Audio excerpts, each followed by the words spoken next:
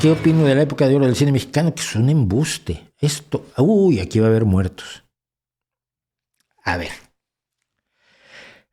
La época de oro del cine mexicano es un cuento de hadas escrito por los más ricos de México para venderles a la mayoría de la gente que eran súper importantes porque así les pagaban las entradas al cine y sobre todo compraban palomitas y refrescos. ¿Hay buenos actores en la edad de oro del cine mexicano? Sí. Joaquín Pardavé, Prudencia Grifel, no me acuerdo ahora cómo era la abuelita del cine mexicano, y por supuesto toda la familia. Ahora no me acuerdo, yo me olvido los nombres y luego me acuerdo cuando ya es tarde. Pero hay buenos actores y hay buenas películas, pero no son tan buenas. Son formulaicas, sencillotas, simplonas, inventándose unas tradiciones inexistentes. Lo discutí yo el otro día con el tema del mariachi. El mariachi lo inventa, no me acuerdo quién fue, Gilberto creo, porque Jorge Negrete no sonaba bien con los Tres Calaveras, entonces necesitabas como más profundidad. Entonces en Ay Jalisco no te rajes inventan el mariachi, le ponen trompetas y le ponen violines, porque los Tres Calaveras eran tres tipos con guitarra. Yo conocí a alguno de los Tres Calaveras. Y entonces tres tipos con guitarra no impresionaban tanto como un mariachi. O sea, un grupo de arpa grande al que le quitas el arpa, le pones un guitarrón, le añades varios violines y le pones trompetas. Pero la primera vez que aparece el mariachi en escena en Ay Jalisco no te rajes, lo que suena es una sinfónica detrás de Jorge Negrete. Me gusta escuchar los mariachis cantar con el alma sus lindas canciones. La época de oro del cine mexicano son 4 logros. Son, por supuesto, el fotógrafo Figueroa. Ese es probablemente el mayor genio de todo el cine mexicano, pero es el que convence a los directores de que esperes a que el cielo esté como él quiere para hacer la escena.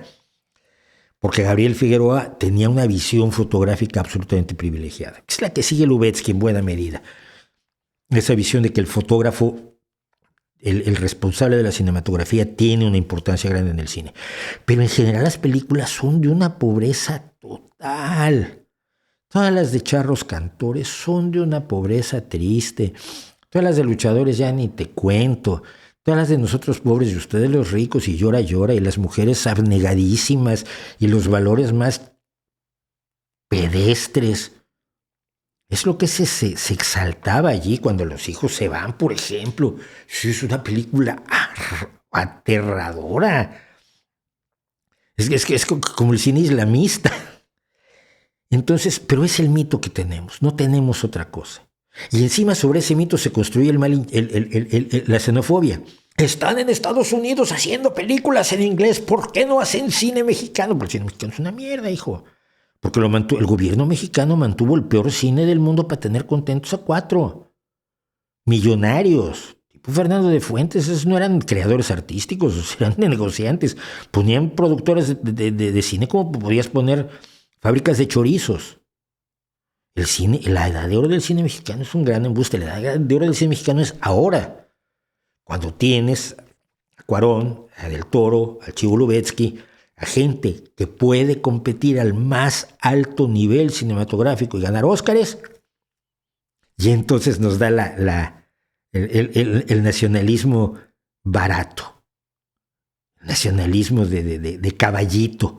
Ay, hay que defender la charrería. Si la charrería era el deporte de los hacendados, no era el deporte de los peones de campo. ¿De qué me hablas? Ay, ¿para qué me hacen hablar? Los Olvidados y Viridiana para mí son unas joyas, sí, pero Viridiana es de Buñuel. Y Buñuel viene del surrealismo, desde España, donde bebió las fuentes del surrealismo. No hay cineastas surrealistas mexicanos en esa misma época con esa calidad. No los hay. Sara García, por supuesto. Así que, por favor. Bueno, ya me van a volver a poner verde.